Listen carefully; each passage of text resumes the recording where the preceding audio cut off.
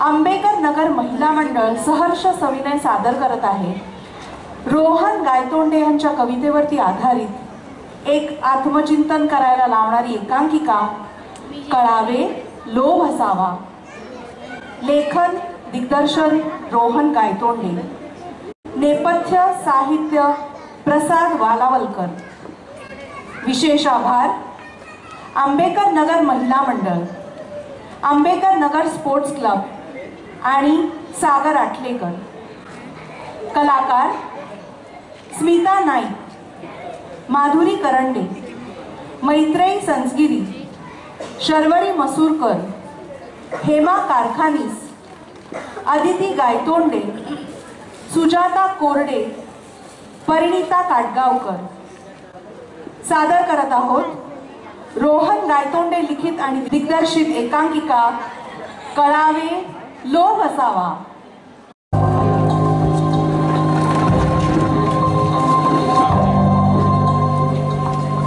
Good morning ma'am. Good morning. Ready for the proceeding? Yes ma'am. Case फार महत्वाची आहे, सगळी तयारी झाली आहे ना? येस मॅम, तुम्ही सांगितल्याप्रमाणे पेपरवर्क रेडी आहे, विटनेसही तयार आहे। तुम्ही म्हणाल तसं एकेकाला आठ पण। Good. I think it's about time.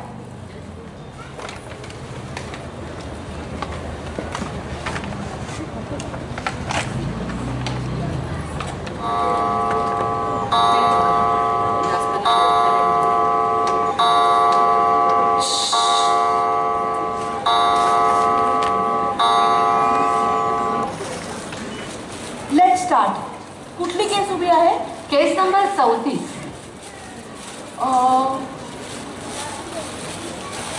Okay, बाकी डिटेल्स? बाकी डिटेल्स नाहीत युअर ऑनर। डिटेल्स नाहीत म्हणजे? नाहीत म्हणजे केस नंबर व्यतिरिक्त इथे काहीच लिहिलेलं नाही आहे। पण मग युक्तिवाद कुठल्या मुद्द्यांवर करणार आणि मी कुठल्या बेसिसवर निकाल द्यायचा? फिर्यादी कोण आहे? माहीत नाही your honour. This is the limit. Do you think this is a joke? Case उभी आहे आणि फिर्यादी कोणते माहीत नाही? Your honour, may I? Your honour, ह्या केसची जी फिर्यादी आहे ती खूप खास आहे। आपण सर्वच जण तिला ओळखतो, परंतु तिचं असं म्हणणं आहे की केस सुरू होण्यापूर्वी तिचं नाव कुठेही येता कामा नये। And why is that? To avoid publicity your honour. लोकांमध्ये आणि खास करून मीडियामध्ये तिला अफवाला आणि चर्चेला वाव द्यायचा नव्हता। ओके, ठीक आहे, but then how will we proceed? आपण त्यांनाच आतमध्ये बोलवू आणि त्यांच्या तोंडूनच फिर्याद ऐकू। May I?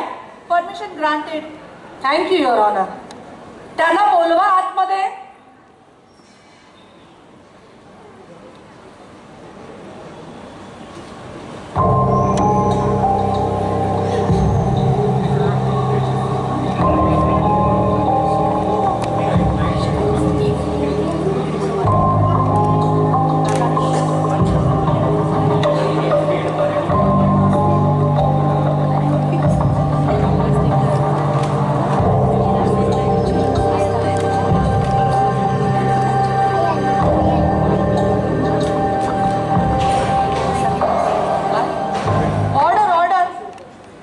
कारवाई सुरू करा। Yes my lord. तर केस नंबर 34, मी सरकारी वकील माधुरी करंडे।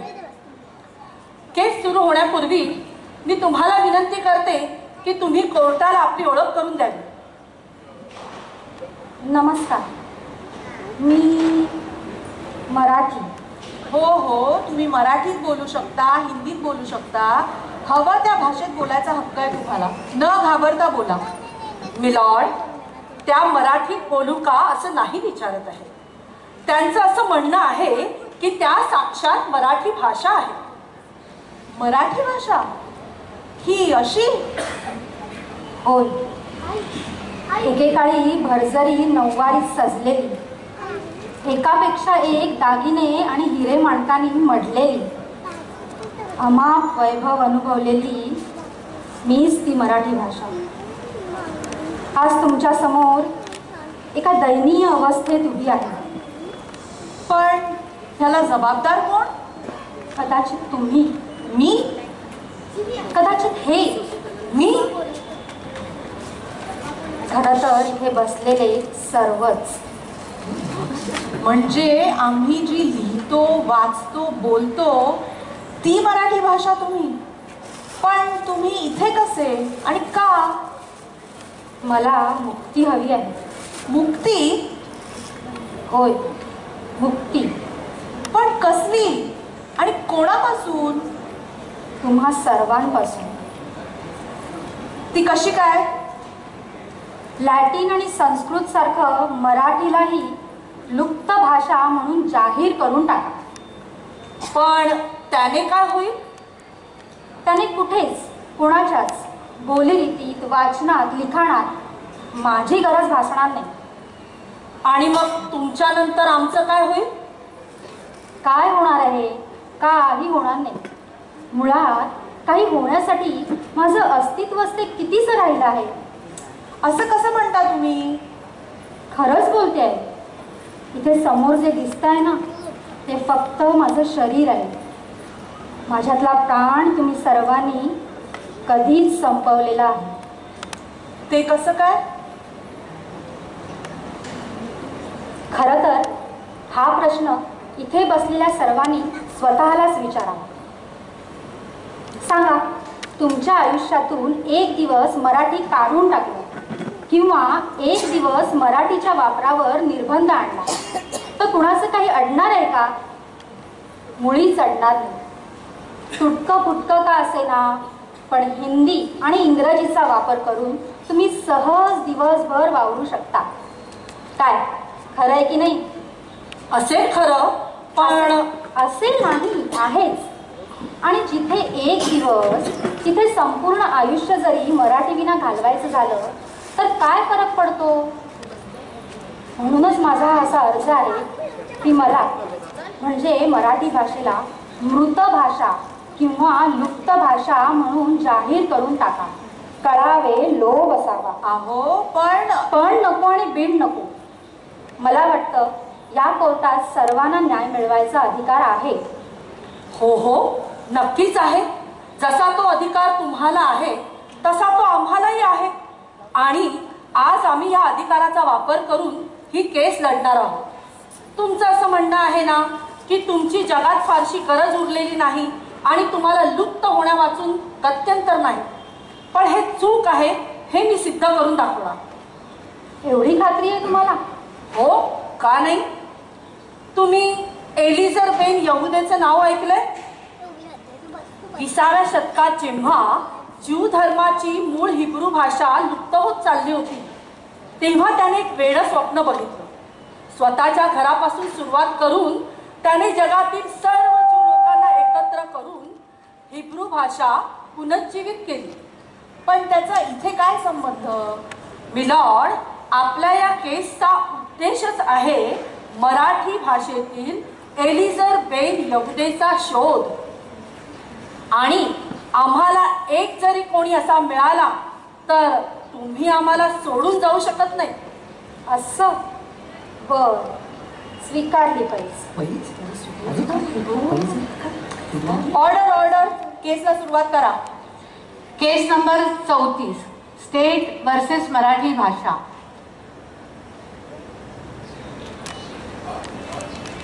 ह्यावर हात ठेवून शपथ घ्या.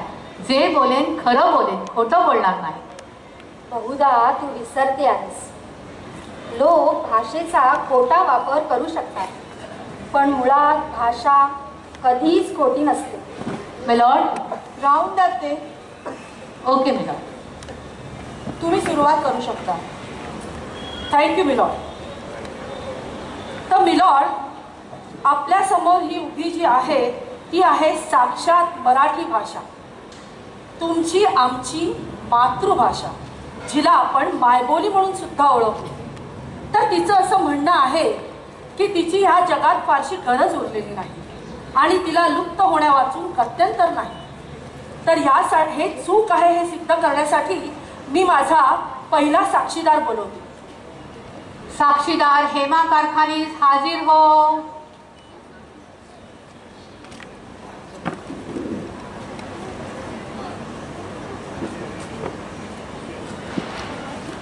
ह्यावर हात ठेवून शपथ द्या. जे बोलेन खरं बोलेन, खोटं बोलणार नाही.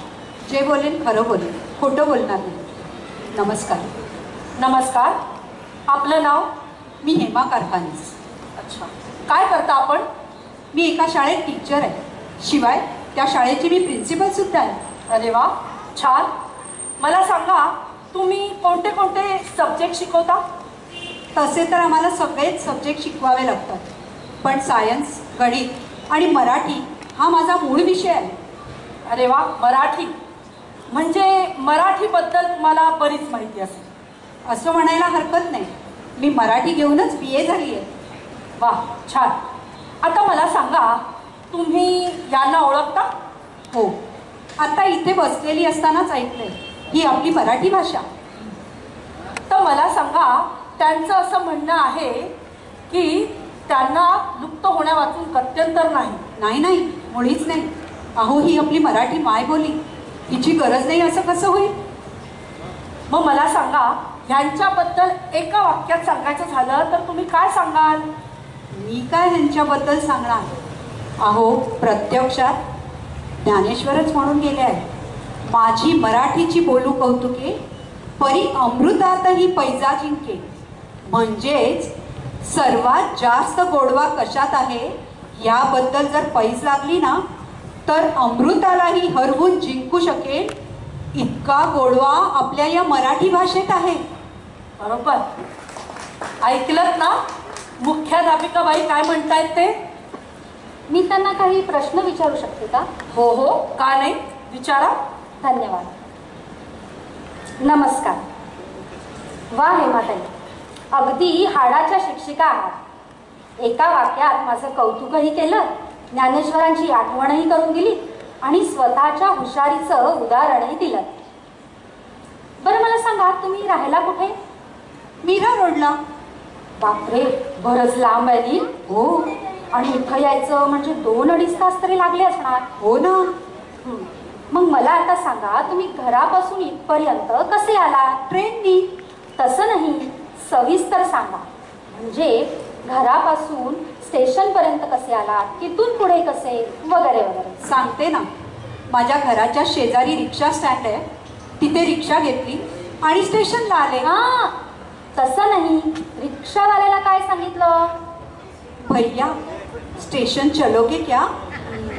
जज साहेब, ऐकताय ना? हां, हो हो हो. पुढे स्टेशनला आल्यावर काय केलं? तिकीट काढलं आणि प्लॅटफॉर्मला आले. आणि तिकीट काढताना तुम्ही काय म्हटलं? एक चर्चगेट दे ना. आणि मग तुम्ही ट्रेनमध्ये चढला आणि आपल्या सीटची वाट बघत उभ्या राहिला. तुम्हाला कसं कळलं? अहो, भाषा आहे मी. जिथे लोक तिथे मी. पण ते महत्वाचं नाही. मला सांगा, तुम्ही ट्रेनमध्ये बसण्याची वाट बघत असताना काय केलं? तिथे शेजारीच बाई बसल्या होत्या, त्यांना विचारलं, आप कहाँ उतरोगी? आणि मग तुम्ही चर्चगेटला उतरून टॅक्सी पकडून इथे कोर्टापर्यंत आला. हो. आणि एवढ्या संपूर्ण प्रवासात तुम्हाला कुठेच मराठीची गरज वाटली नाही ना, ती तुम्हाला बोलाविषयी वाटली? नाही नाही, तसं नाही. मराठीची गरज वाटली नाही असं नाही, पण समोरच्याला कदाचित कळेल न कळेल म्हणून तुम्ही आधीच हिंदीमध्ये बोलला. पण कधी विचार केलाय का की असं गृहीत धरून बोलणाऱ्या 100 पैकी 50 लोक मराठीच असतील आणि उरलेले 50 आपल्याला या राज्यात राहून मराठीशिवाय गत्यंतर नाही म्हणून मराठी शिकतील सुद्धा. पण जिथे तुम्हीच मराठीची कास सोडली तिथे त्यांना तरी काय पडलेली असेल? त्यामुळे माझ्या मराठीची बोलू कौतुके परी अमृतातेही पैजा जिंके हे ऐकायला जरी खूप छान वाटलं ना, तरी ते आता इतिहासात जमा झालेलं आहे. अहो, पण कळावे लोभ असावा.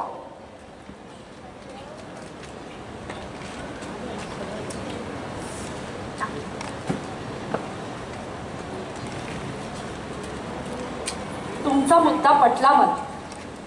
यापुढे मी सुद्धा होता होईल तेवढं काटेकोरपणाने मराठी बोलायचा प्रयत्न करेन. Point to be noted your honour.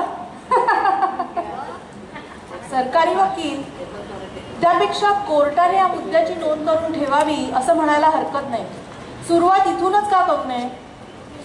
मी लक्षात ठेवीन युअर ऑनर.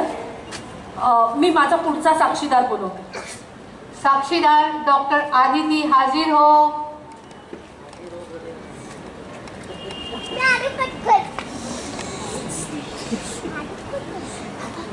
ह्यावर हात ठेवून शपथ घ्या. जे बोलेन खरं बोलेन, खोटं बोलणार नाही. जे बोलेन खरं बोलेन, खोटं बोलणार नाही. नमस्कार. नमस्कार. आपलं नाव? मी डॉक्टर आदिती गायतोडे, एक सायकियाट्रिस्ट आहे. गेली 20 वर्ष प्रॅक्टिस करते आणि चाइल्ड सायकोलॉजी हे माझं स्पेशलायझेशन आहे. अरे नाही, मला समजतं आहे, पण प्रॅक्टिस, स्पेशलायझेशन, चाइल्ड सायकोलॉजी हे सर्व आमच्या व्यवसायातले नेहमीचे शब्द. ते असे अचानकपणे बदलून मराठी शब्दांचा वापर करणं थोडं कठीण आहे. व्यावसायिक भाषेमध्ये दुसऱ्या भाषेतील शब्द वापरले तर मला वाटतं तुमचा काही आक्षेप नसावा. मुळीच नाही. धन्यवाद. तुम्ही बोला. हो, तर मी हे म्हणत होते की व्यावसायिक भाषेतले शब्द सोडले तर आता थोड्या वेळाआधी जो मुद्दा आपण इथे मांडला, म्हणजे आपल्या दैनंदिन आयुष्यात आपण ज्यांच्या बरोबर संवाद साधतो तिथे मराठी भाषेच्या वापराबद्दल आपण अग्रेसर राहायला हवं, या मताशी मी पूर्णतः सहमत आहे. आणि मला वाटतं तुम्ही सुद्धा यापुढे तसाच प्रयत्न करा. नाही? अहो, पण तुम्ही आत्ताच तर म्हणालात की तुम्ही सहमत आहात म्हणून. हो, नक्कीच सहमत आहे, पण आजपासून तसा प्रयत्न करायला मी नाही म्हटलं, कारण मी हे गेली 3-4 वर्ष सातत्याने करत आलेली आहे आणि माझ्या कुटुंबियांना सुद्धा तशी सवय लावलेली आहे. अरे वा, कौतुकास्पद आहे. नक्कीच, पण मला जरा वेगळ्याच विषयावर त्यांना प्रश्न विचारायचा आहे. विचारा. नमस्कार. डॉक्टर, तुम्ही म्हणालात की तुम्ही ही सवय तुमच्या कुटुंबियांना लावली. बरं, मला सांगा, कोण कोण असतं तुमच्या कुटुंबात? मी, माझे पती आणि 2 मुलं. 15 वर्षाचा मुलगा आणि 12 वर्षाची मुलगी. वा, छान. मग एकत्र जेवायला, सिनेमाला वगैरे जात असाल? हो, जातो ना. मग सगळ्यात शेवटचा बघितलेला सिनेमा? पठाण. माझा प्रश्न थोडा बदलते.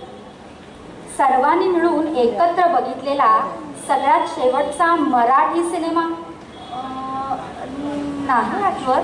नाही, म्हणजे मी आणि माझे पती जातो, पण मुलांना घेऊन फारसं जाणं होतं. बरं, एखादं नाटक? नाही. का? नाटकं आवडत नाही तुम्हाला? अहो नाही, मराठी माणूस म्हटल्यावर नाटक कसं नाही आवडणार? भरपूर आवडतात. आणि ही आवड तुम्हाला कशामुळे लागली? लहानपणी आई बाबा बालनाट्याला घेऊन जायचे आणि मोठेपणी व्यावसायिक नाटकांचीही आवड लागली. आता मला सांगा, तुमच्या मुलांना नाटकाची आवड लागावी किंवा त्यांना नाटकाशी ओळख व्हावी म्हणून तुम्ही किती प्रयत्न केले? बहुधा पुरेसे नाही.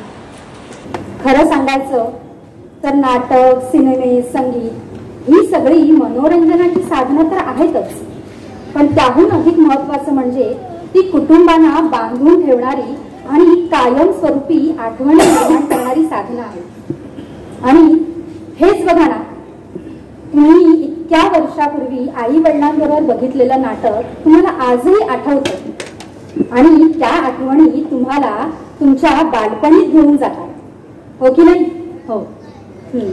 आणि ह्याच पिढ्यानपिढ्या चालत आलेल्या आठवणींमुळे त्या भाषेचे आणि त्या भाषेतील कलेचे सुद्धा जतन होते. नाही, तुम्ही म्हणालात ते अगदी खरं आहे, पण प्रत्येक पिढीमध्ये कलेची आवड निवड बदलत जाते, नाही का? नक्कीच. पण आपण कुठून आलो आहोत हे जर माहीत असेल तर कुठं जायचं आहे ते सुद्धा चांगलंरित्या ठरू शकतं असं मला वाटतं.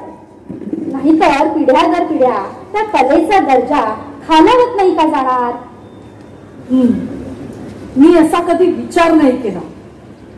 असो, नाटक सिनेमे जाऊ द्या, तुम्हाला मराठीतले 5 कवी किंवा लेखक सांगता येतील का? हो हो नक्कीच. कुसुमाग्रज, गदिमा, बोरकर, नामदेव ढसाळ, विंदा करंदीकर, अत्रे, पु ल देशपांडे, रत्नाकर मतकरी, बहिणाबाई, शारदाबाई शेळके. अहो 5च काय, अशी 25-30 तरी सहज सांगू शकेल. आणि ह्या 25-30 पैकी तुमच्या मुलांना किती माहीत? बहुधा 3-4.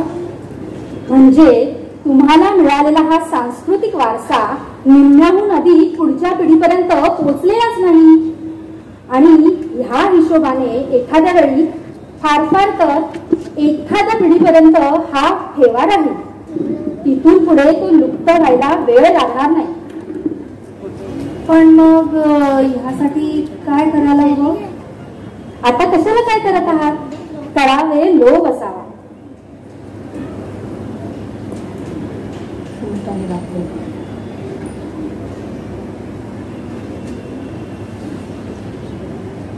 तर कोर्टाने दखल घेतल्याप्रमाणे पहिला मुद्दा होता जी दैनंदिन जीवनात वापरली जाणारी भाषा, आणि दुसरा मुद्दा आहे भाषेतील कला आणि साहित्याचे जतन.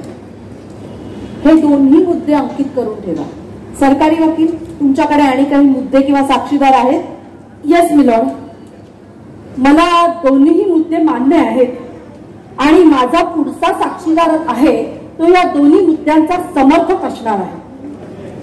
माझा पुढचा साक्षीदार बोलवा. साक्षीदार सुजाता हाजीर हो.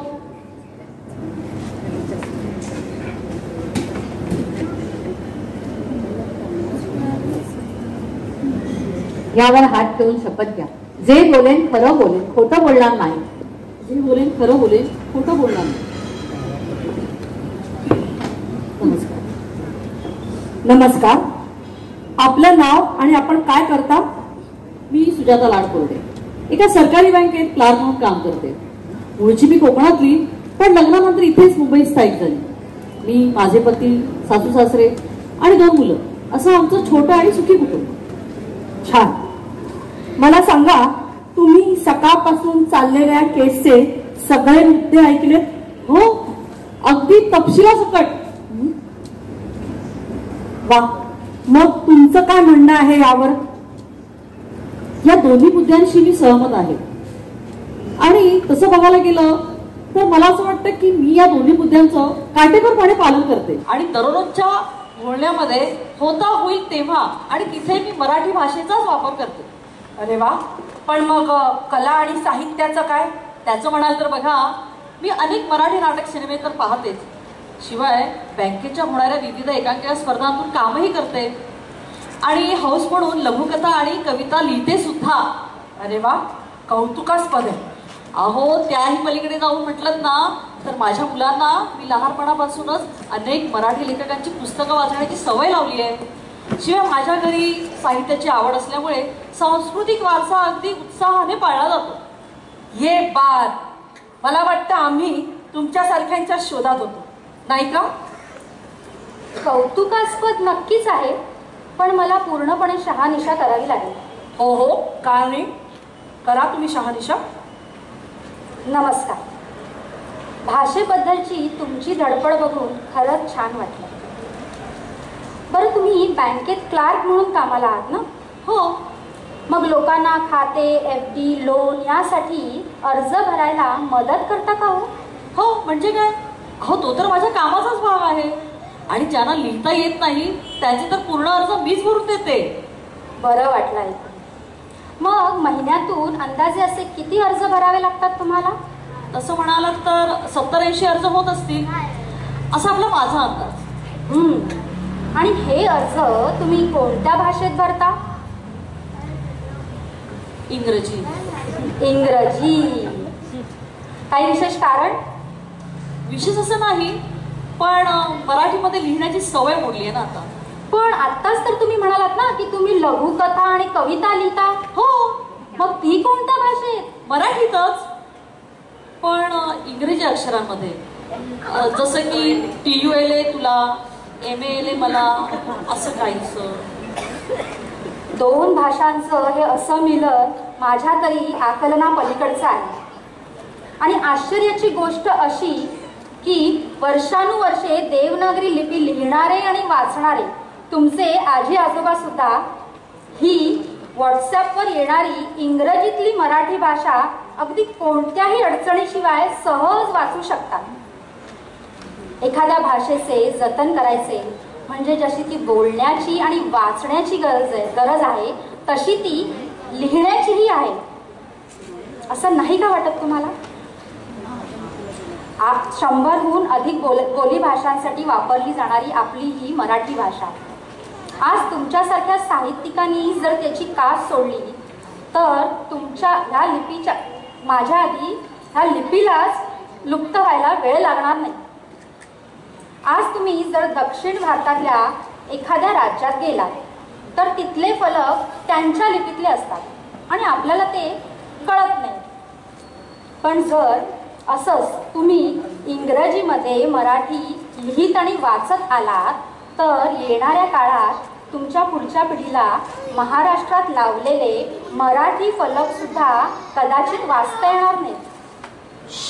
सत्य आहे. विचार करायला लावणारी गोष्ट. नक्की विचार करा. कळावे लोभ असावा.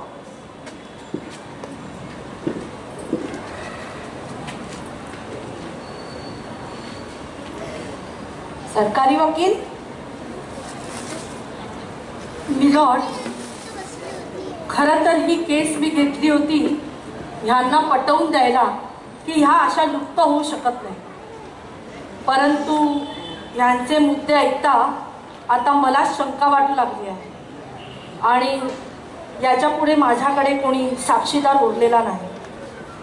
एकंदरीत काय बोलणं असो, वाचन असो वा लिखाण, सगळीकडूनच माझी गरज आता संपलेली आहे. किंबहुना आजकालच्या पिढीला तर माझी लाजही वाटू लागली. परीक्षेपुरता अभ्यास करून पास होणं एवढाच काय तो त्यांचा मराठीशी संबंध. इतर वेळी हिंदी आणि इंग्रजी याच त्यांच्या भाषा. इतर वेळी इंग्रजी आणि हिंदी ह्याच त्यांच्या भाषा. आणि ही गंमत म्हणजे हौस म्हणून ही मुलं फ्रेंच, स्पॅनिश, जर्मन ह्या भाषा शिकतात. पण आपल्या मातृभाषेबद्दलचं ज्ञान थोडं वाढवावं असं कोणालाच वाटत नाही.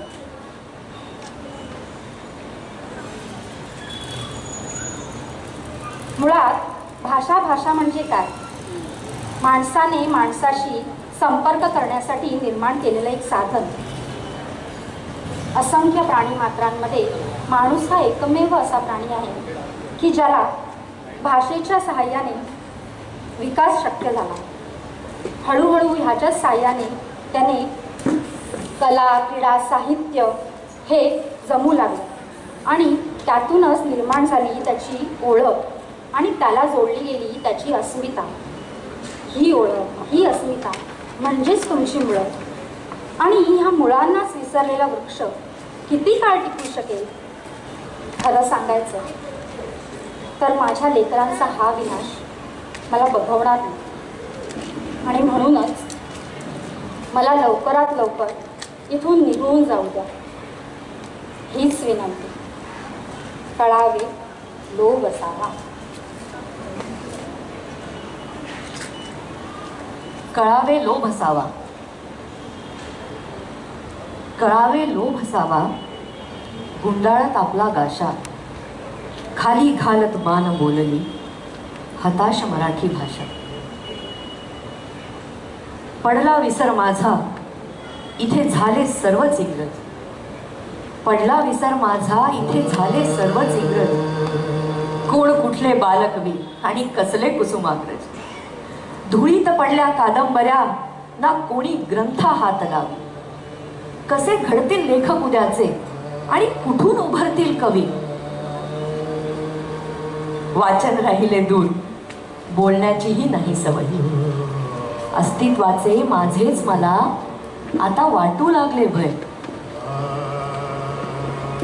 लुप्त गावी निघाले मी जाऊनी तिथे भेटीन. लुप्त गावी निघाले मी जाऊनी तिथे भेटीन. सवंगड्या अशाच दोन, संस्कृत आणि लॅटिन.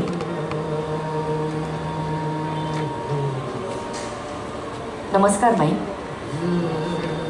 ही होती माझ्या शब्दात मांडलेली तुझी व्यथा, आणि आता त्यावर माझे आम्हा सर्वांच्या वतीने उत्तर. जाऊ नकोस माते अशी, धरिते तुझे चरण. कलशाला अमृताच्या कधी येऊ शकते का हो मरण. पंख देशी तू उडाया, मातीत रोविशी पाय. थोरत्व काय वर्णू तुझला, भूषविती स्वयं शिवराय. भव्यत्व जैसे तुझे अखंड सह्याद्रीची रांग. दिव्यत्व वाटे आम्हा कोकण समुद्र अथांग. बदलत जाई रूप तुझे जिल्हा जिल्हा गावोगावी. गोडवा हर रूपात मुखात मायेच्या जैसियो. इंग्रजी व्यवहारी बोली जरी नाही त्यापुढे लाचार. इंग्रजी व्यवहारी बोली जरी नाही त्यापुढे लाचार. तुझी बोललो भाषा तरीही मराठीतच असते विचार. नसे केवळ भाषा एक असशी अमुची माई. हर एक कान्हा इथला पाटी गिरवी अ आ ई.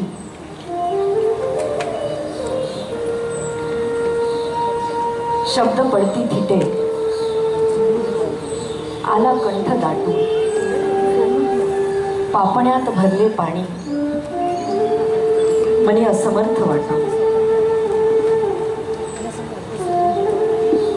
खरंच माहित तुझी थोरवी मांडावी तितकी थोडी आहे. तू बोललेले सगळे मुद्देही बरोबर आहेत, आणि तू गेल्यावर आमचा विनाशही अटळ आहे. पण तुला थांबवायला मी असमर्थ आहोत. पण जाण्यापूर्वी फक्त एवढंच सांग.